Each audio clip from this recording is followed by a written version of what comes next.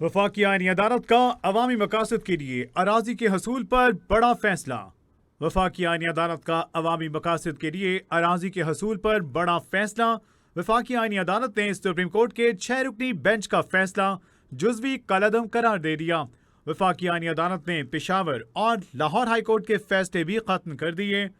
45 सिफ़ात पर मुश्तमिल फैसला चीफ जस्टिस अमीरुद्दीन खान ने तहरीर किया। 45 सिफ़ात पर मुश्तमिल फैसला चीफ जस्टिस अमीरुद्दीन खान ने तहरीर किया। वफाकी हुकूमत और दीगर की जानिब से सीनियर वकील साद हाशमी ने वफाकी आईनी अदालत में फैसले को चैलेंज किया था। ऐसे ज़मीन मालिक को इजाफी मुआवजा नहीं दिया जा सकता जिसने लैंड एक्विजिशन कलेक्टर का अवार्ड कबूल करके इसे चैलेंज नहीं किया था। सुप्रीम कोर्ट का अराजी मालिकान को बढ़ाई गई कीमत अदा करने का फैसला कानून के मुताबिक नहीं था। वफाकी आईनी अदालत के मुताबिक जो कीमत वसूल कर चुके उसी अराजी की कीमत पर इजाफे की बुनियाद पर इजाफी मुआवजे के हकदार नहीं रहते। अराजी के जबरी हसूल के साथ कानून के मुताबिक मुनसिफाना मुआवजे की अदायगी ज़रूरी है। इस हवाले से मजीद बात करेंगे। हमें ज्वाइन कर रहे हैं एडवोकेट सुप्रीम कोर्ट जनाब साद हाशमी साहब। साद हाशमी साहब, बहुत शुक्रिया हमें ज्वाइन करने के लिए। साद हाशमी साहब, क्या कहिएगा सर, वफाकी आईनी अदालत ने अवामी मकासद के अराजी के हसूल पर बड़ा फैसला किया है, किस तरह देखते हैं इस फैसले को सर? सर अस्सलाम वालेकुम, कैसे हैं आप? खैरियत से? हेलो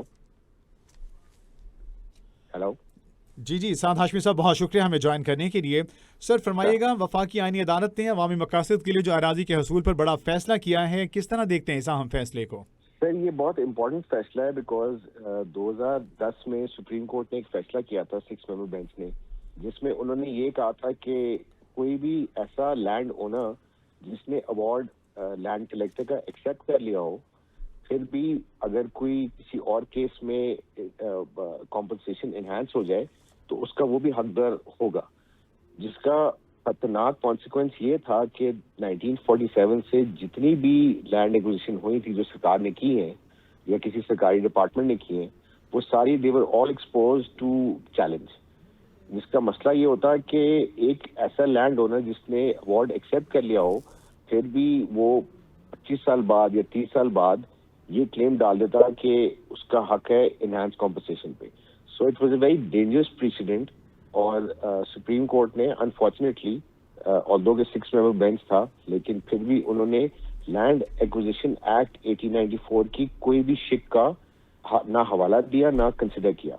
और लैंड एक्विजिशन एक्ट बड़ा क्लियरली ये प्रोवाइड करता है कि जिस बंदे ने एक्सेप्ट कर ली अवार्ड को और कॉम्पनसेशन भी एक्सेप्ट कर लिया, उसको वो चैलेंज नहीं कर सकता बाद में।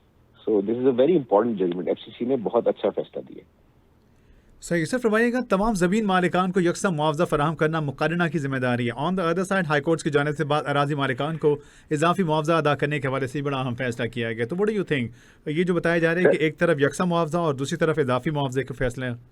सर एग्जैक्टली, सो यकसा मुआवजा होता है कि देखिए लैंड एक्विजिशन एक्ट जो है वो बड़ा क्लियरली प्रोवाइड करता है कि 2 किस्म की कैटेगरीज हैं। एक वो बंदा है जिसने अवार्ड को एक्सेप्ट कर लिया और कॉम्पनसेशन भी ले ली विदाउट प्रोटेस्ट, और दूसरी कैटेगरी वो बंदा है जिसने ना अवार्ड एक्सेप्ट किया और उसको चैलेंज कर दिया। अब जिस बंदे ने चैलेंज कर दिया उसने तो अपना राइट एक्सरसाइज कर लिया, और उसने अगर उसको इनहैंस कॉम्पनसेशन मिलती है, अगर कोर्ट समझती है कि उसको इनहैंस कॉम्पनसेशन मिलनी चाहिए, तो वो उसका हकदार है।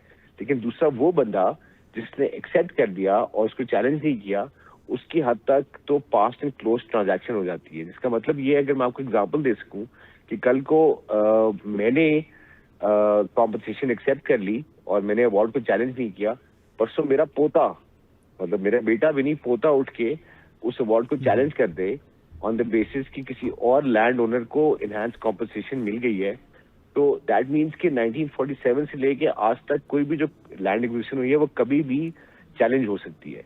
सो कभी भी कोई भी जो लैंड एक्विजिशन सरकार करेगी वो कभी भी फाइनल नहीं होगी और वो हमेशा चैलेंज होती रहेगी। जिसका नुकसान ये होगा कि एक तो सरकार के ऊपर बहुत ज्यादा बर्डन आ जाएगा कॉम्पनसेशन पे करने का, और दूसरा कोर्ट्स के अपने ऊपर बहुत ज्यादा बर्डन आ जाएगा बिकॉज इसमें लिटिगेशन 100 गुना ज्यादा हो जाएगी। ऑलराइट सर, बहुत शुक्रिया। हमारे साथ मौजूद है जनाब एडवोकेट सुप्रीम कोर्ट साद हाशमी साहब। आपके कीमती वक्त के लिए बहुत शुक्रिया।